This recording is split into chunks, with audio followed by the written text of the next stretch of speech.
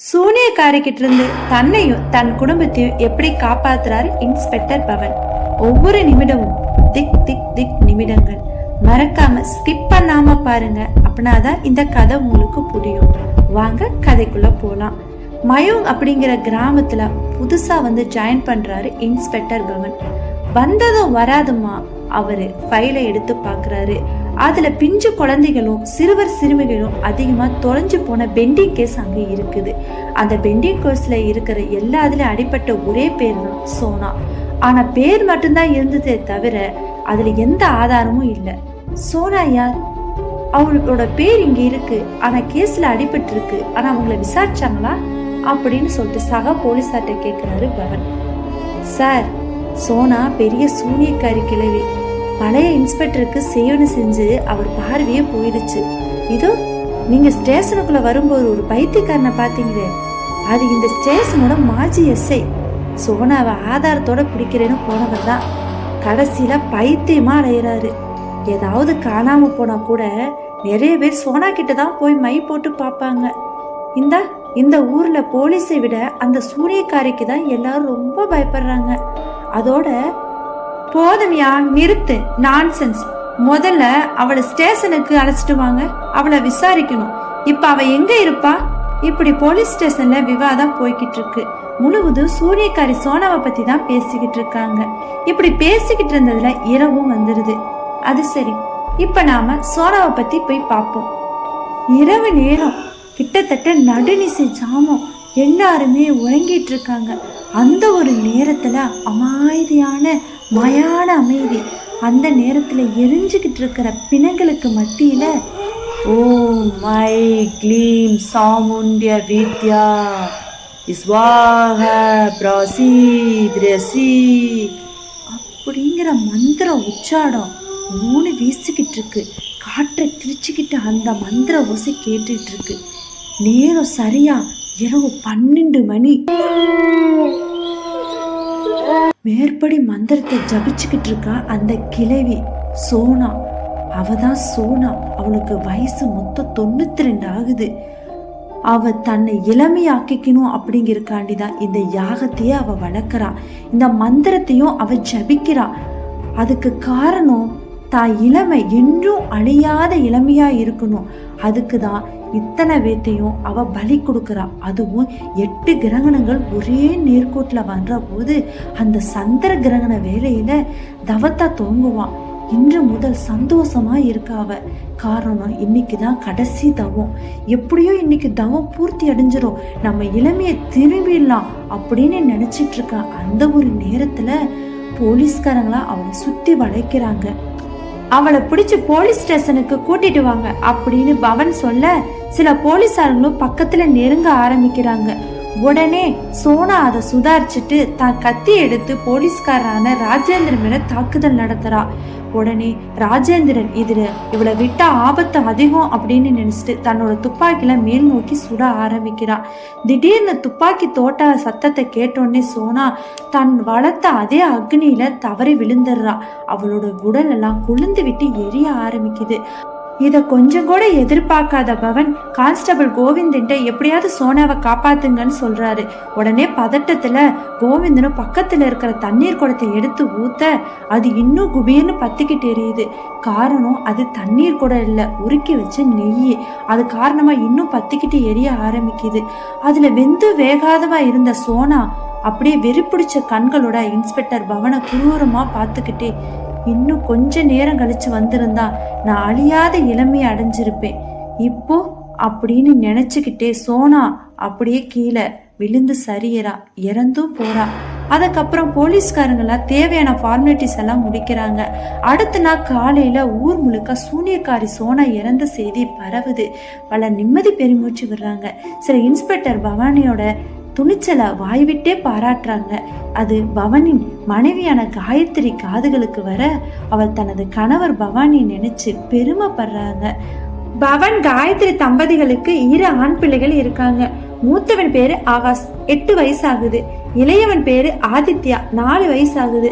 2 பேருமே சுட்டி பிள்ளைங்க. இவங்களை பாத்துக்கிறதுக்கு காயத்ரிக்கு நேரமே பத்தல. இந்த நிலையில தான் வீட்டு வேலைக்கு ஆள் வேணும் அப்படின்னு பவனிடம் சொல்றா காயத்ரி. ஆகட்டும் பார்க்கலாம் அப்படின்னு சொல்றாரு பவன். ஒரு நாள் பகல்ல பவனோட வீட்டோட காலிங் பில் அடிக்க ஆரம்பிக்குது. யாரும் அழுத்துறாங்க, சத்தம் கேக்குது. காயத்ரி போய் கதவை திறக்கிறா. அங்க அழகான ஒரு பெண் நிக்கிறா. காயத்ரிய பார்த்த மாத்திரத்திலுமே அந்த பெண் இப்படி பேச ஆரம்பிக்குது. அம்மா வணக்கம், வீட்டு வேலைக்கு ஆள் வேண்டும்னு கேட்டீங்களாமே அப்படின்னு சொல்ல, ஓ ஐயா அனுப்பினாரா, சரி வாமா அப்படின்னு சொல்லி வேலைக்கு சேர்த்துக்கிறா காயத்ரி. ஆமா உன் பேர் என்ன அப்படின்னு கேட்குறா காயத்ரி. என் பேரு சொர்ணா அப்படின்னு சொல்ல ஆரம்பிக்கிறா அந்த வீட்டு வேலைக்காரி. காயத்ரி தன்னோட மனசுல இப்படி நினைக்க ஆரம்பிக்கிறா, இவளுக்கு பேர் சரியாதான் வச்சிருக்காங்க, சொர்ணா. சொர்ணா அப்படின்னா தங்கம். உண்மையில இவ வேலைக்காரி தானா? ஆஹா என்ன அழகு! சக பெண்கள் கூட இவளை பார்த்தோன்னே பொறாமப்படுவாங்களே, அந்த அளவுக்கு அழகு. மனசுல இப்படி நினைச்சுக்கிறா. என்ன சம்பளம் எதிர்பார்க்கிற அப்படின்னு கேட்க, உன்னை பத்தி நான் தெரிஞ்சுக்கணுமே, அதையும் சொல்லே அப்படின்னு கேட்க ஆரம்பிக்கிறா காயத்ரி. அம்மா என்னை பத்தி தெரிந்து கொள்ள என்ன இருக்கு?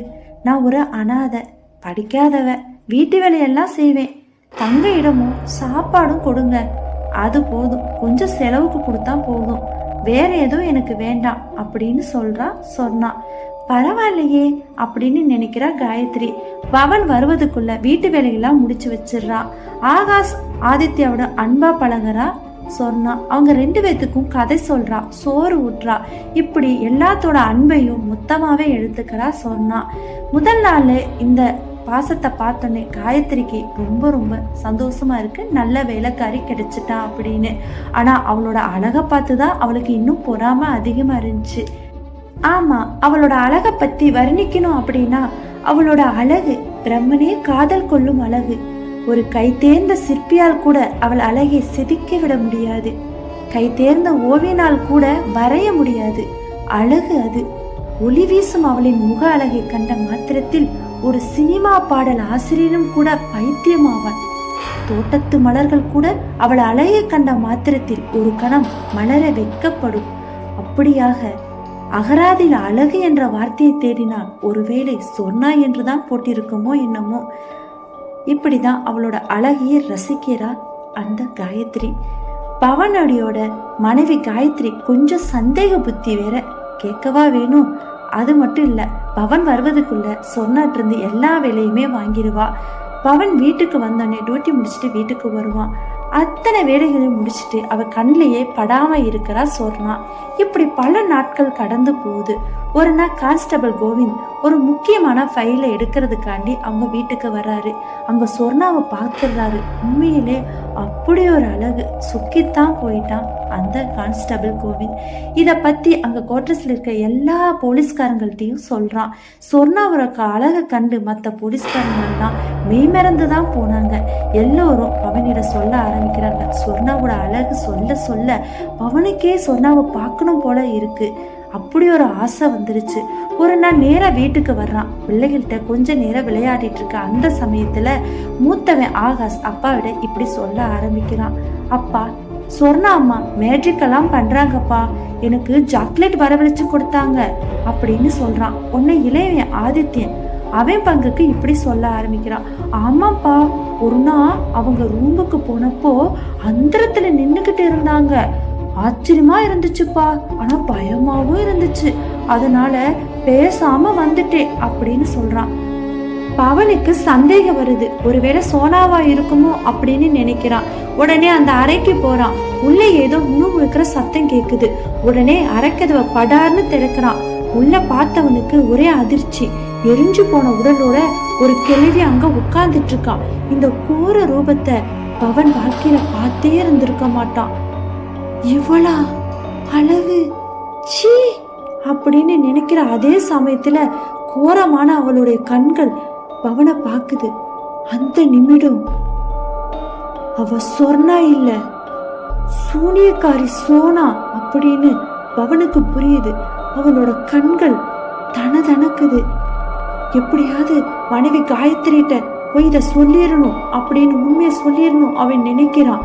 ஆனா அந்த கணம் சோனா பயங்கரமா சிரிக்க ஆரம்பிக்கிறா. அந்த சிரிப்பை கேட்டாலே பேய்கள் கூட பயந்துரும். உன் மனைவியை தேடுறியா? அவ கிடைக்க மாட்டா. உன் பிள்ளைகளும் இனி கிடைக்க மாட்டாங்க. நீயும் பைத்தியமா தெரிய போற அப்படின்னு சொல்லிட்டு மறைஞ்சு போறா சோனா. அந்த கணம் இது வரைக்கும் கனவா இல்ல நினைவா? இத வெளியில சொன்னா நம்புவாங்களா அப்படின்னு நினைக்கிறான் பவன். அந்த ஒரு கணத்துல தன்னோட பிள்ளைகளையும் மனைவி தேட ஆரம்பிக்கிறான். அப்போ இரவு நேரம் நெருங்கிக்கிட்டு இருக்கு. அப்பா காப்பாத்துங்க, அப்பா என்ன காப்பாத்துங்க அப்படின்னு கதற சவுண்ட் அந்த வீடு முழுசு எதிரொலிக்குது. எங்க இருக்காங்கன்னே தெரியல. மாறி மாறி அந்த சத்தம் கேக்குது. கொஞ்ச நேரத்துல கரண்டும் போயிருது. உடனே தன்னோட மொபைலை எடுத்து டார்ச் லைட் ஆன் பண்றான். அது இருட்டுல தேட ஆரம்பிக்கிறான். தேட ஆரம்பிக்கிறப்போ திடீர்னு அந்த சோனாவோட கோர முகம் அந்த டார்ச் லைட் முன்னாடி வந்து நிக்குது. திடுக்கிறான் பவன். யாரோ கைபேசியை தட்டி விடுறாங்க. சோத்துல மோதி உடைஞ்சு சிதறுது. அங்க இங்கும் பாக்குறான். கொஞ்ச நேரத்துல மயிரிலகெல்லாம் புசுங்கிய அந்த வாடை அடிக்குது. ஆமா, பிணை எரியும் வாடை தான் அது. வீட்டுக்குள் எப்படி இந்த நாற்றம் வந்துச்சு? அதுவும் நெருப்போட ஜுவாலையில் எரியறது யாரு? இப்போ காயத்ரி எங்க இருக்கா? காயத்ரியோட குரல் எங்கேயும் கேக்குதே. காயத்ரியோட குரல் வந்த திசைக்கு போறான். அங்க காயத்ரி எரிஞ்சுக்கிட்டு இருக்கா. உடனே நெருப்பு அணைக்கிறதுக்கு அவன் வேக வேகமா முயற்சி பண்றான். நெருப்பு அணைஞ்சதுக்கு அப்புறம் பார்த்தா காயத்ரியா இருந்தது சோனாவா மாற ஆரம்பிக்குது. அந்த ஆங்கார சிரிப்போட சிரிக்கிறா அந்த சூனியக்காரி. ஐயோ, பைத்தியமே பிடிச்சிரும் போல இருந்தது. கிட்டத்தட்ட அவனுக்கு பைத்தியம் பிடிச்சிரு நிலைமை தான். அவன் உடனே வேக வேகமா ஓடணும்னு நினைக்கிறான். அப்ப காது கிட்ட ஒரு குரல் வந்து சொல்லுது, பவன், சுடுகாட்டுல உன் மனைவி குழந்தைகள் புதைக்கப்பட்டு இருக்காங்க. நீ உடனே போய் தோண்டி எடுத்துக்கோ அப்படின்னு சொல்லிட்டு அந்த சூனியக்காரியோட குரல் கேக்குது. ஐயோ அப்படின்னு சொல்லிட்டு அலறி ஓட ஆரம்பிக்கிறா பவன். ஓடுறான். எப்படியாவது தன்னோட குழந்தை மனைவியை காப்பாத்தணும்னு ஓடுறான். நடுநிசி நேரம் அவனோட காலடி சத்தம் கேட்டோடனே நாய்கள் துரத்த ஆரம்பிக்குது. அவன் பின்னாடி வெறி கொண்டு துரத்துது. சில நேரத்துல அவன் ஓட முடியாம அப்படியே நிக்கிறான். அவனோட இதயம் லப்டப் லப்டப் லப்டப் அப்படின்னு துடிக்க ஆரம்பிக்குது. கொஞ்ச நேரத்துல அப்படியே மயக்கம் போட்டு கீழே விழுந்துடுறான். எந்திரிச்சு பாக்குறப்போ அவன் ஒரு ஹாஸ்பிட்டல்ல இருக்கான். அவன் பக்கத்துல ராஜேந்திரன் இருக்காரு. ராஜேந்திரன், நீங்களா? நான் எப்படி இங்க? சோனா, சோனா, என் மனைவி, குழந்தைகள் அப்படின்னு புலம்ப ஆரம்பிக்கிறான். சார், கொஞ்சம் இருங்க, அமைதியா இருங்க அப்படின்னு சொல்லி தேத்தறான் ராஜேந்திரன். எல்லாம் நடந்த எல்லாத்தையுமே சொல்ல ஆரம்பிக்கிறான் பவன். உன்னை எல்லா நிலைமையும் புரிஞ்சுக்கிட்ட ராஜேந்திரன், சார் இருங்க, சோனா இருந்தது உண்மைதான். அவ உயிரோட இருக்கப்பயே நிறைய மந்திரங்களை செய்வதுல அவ கில்லாடி. என்ன சொல்லவா வேண்டும்? உங்க குடும்பத்தை காப்பாத்தணும்னா அவர் ஒருத்தரால மட்டும்தான் முடியும். வாங்க, உங்களை அங்க கூட்டிட்டு போறேன் அப்படின்னு சொல்லிட்டு ராஜேந்திரன் கூட்டிட்டு போறாங்க. அங்க ஒரு பள்ளி வாசல். இப்ராஹிமை தான் பாக்குறாங்க. இப்ராஹிம் இப்படி கூப்பிட ஆரம்பிக்கிறாரு, வாங்க, கவலைப்படாதீங்க, சாத்தான் உங்களை தொந்தரவு செய்யறாங்களா? நீங்க வர வேண்டிய இடத்துக்கு தான் வந்திருக்கீங்க. இனி அல்லாஹ் துணை இருப்பார். கொஞ்ச நேரம் அமைதியா என்னோட உட்காருங்க அப்படின்னு சொல்லிட்டு மந்திரங்களை ஜெபிக்க ஆரம்பிக்கிறாரு. கண்ணை மூடி ஜெபிக்க ஆரம்பிக்கிறாரு. அப்போ ஜன்னல்கள் எல்லாம் தடத்தட தடத்தட அப்படின்னு காத்தே இல்லாம அதிர ஆரம்பிக்குது. அங்க ஒரு பெண்ணோட விசித்திர குரல் கேட்க ஆரம்பிக்குது. மங்கலான ஒரு உருவம் தோணுது. அந்த உருவம் பிள்ளைகள் கையில பிடிச்சுக்கிட்டு இருக்கு. அந்த பெண்ணோட உருவம் தான் பவனின் மனைவி காயத்ரி தான். என்னங்க, அந்த பாய பேசாம இருக்க சொல்லுங்க அப்படின்னு விக்கித்து வேண்ட ஆரம்பிக்கிறா. இப்ராஹிம் அதை கண்டுக்கிற மாதிரி இல்ல. கேட்காம மந்திரங்களை ஜெபிச்சுக்கிட்டே இருக்காரு. ஒரு கட்டத்துல காயத்ரி, டேய், சொன்னா நிறுத்த மாட்டியா? இந்த பிள்ளைகளை கொல்லட்டுமா அப்படின்னு கையில வச்சுக்கிட்டு கத்த ஆரம்பிக்கிறா. அப்போ உடனே கையில் இருந்த சாம்பலை எடுத்து காயத்ரி நின்றுட்டு இருக்கிற அந்த திசை நோக்கி ஊதுறாரு. அந்த கணமே காயத்ரி அவளுக்குள்ள இருந்த சூனியக்காரி சோன நிலை தடுமாறுறா. இப்ராஹிம், பவன் செலோ அப்படின்னு தனது கண்களால ஆணையிட உடனே வேக வேகமா போய் பவன் தன்னோட குழந்தைகளை அவள்கிட்ட இருந்து பத்திரமா மீட்டுட்டு வந்துடுறான். உடனே காயத்ரிக்குள்ள இருந்த அந்த சூனியக்காரி சோனா, நீ பிள்ளைங்களை காப்பாத்திட்டியா? பரவாயில்ல, ஆனா உன்னோட மனைவி காயத்ரி நீ எப்படி காப்பாத்துவ இப்போதே உன் கண் முன்னாடியே காயத்ரி அழிய போறத பார் அப்படின்னு சொல்லிட்டு உக்கிரமா சிரிக்க ஆரம்பிக்கிறா. சேத்தான், அது வரைக்கும் உன்னை விட்டு வச்சாதானே அப்படின்னு சொல்லிட்டு மந்திரங்களை ஜெபிக்க ஆரம்பிக்கிறாங்க. புனித நீர் அந்த காயத்ரி மேல தெளிக்க உடனே காயத்ரி வீர்னு கத்திட்டு தரையில சுருண்டு விழுகிறா. உடனே பவன் வேகமா தன்னோட மனைவியை தூக்க போக இம்ரான் கான் உடனே தடுத்து நிறுத்துறாரு. உன்னோட மனைவியா மீட்டு தர வரைக்கும் அப்படின்னு சொல்றாரு. இப்ப காயத்ரி உடல்ல இருந்து புகை மேல வருது. அந்த புகை வேறு யாரும் இல்லை, அந்த சூனியக்காரி சோனாதான். அதை ஒரு ஜாடியில அடைக்கிறாரு இம்ரான் கான். உடனே பவனிடம் அந்த சூனியக்காரியோட உடலை எரிக்க சொல்றாங்க. உன்னை எல்லா ஃபார்மாலிட்டிஸும் முடிச்சு சூனியக்காரியோட உடலை எரிச்சிடுறாங்க. உன்னை இறுதி சடங்குகளையும் செய்யறாங்க. 48 நாட்கள் சடங்குகள் எல்லாம் செஞ்சதுக்கு அப்புறம் அந்த இம்ரான் கான் அந்த ஆத்மாவை அடைச்சு வச்ச அந்த பாட்டில கொண்டு போய் கடல்ல தூக்கி போட்டுறாரு. இறைவனோட அருள் இருந்ததுனால சூரியக்காரி பிடியில இருந்து மீண்டுறது அந்த குடும்பம். ஓகே ஃப்ரெண்ட்ஸ், இந்த கதை உங்களுக்கு பிடிச்சிருக்கு நான் நம்புறேன். மறக்காம லைக் பண்ணி சப்ஸ்கிரைப் பண்ணுங்க. அடுத்த வீடியோவில் உங்களை நான் சந்திக்கிறேன்.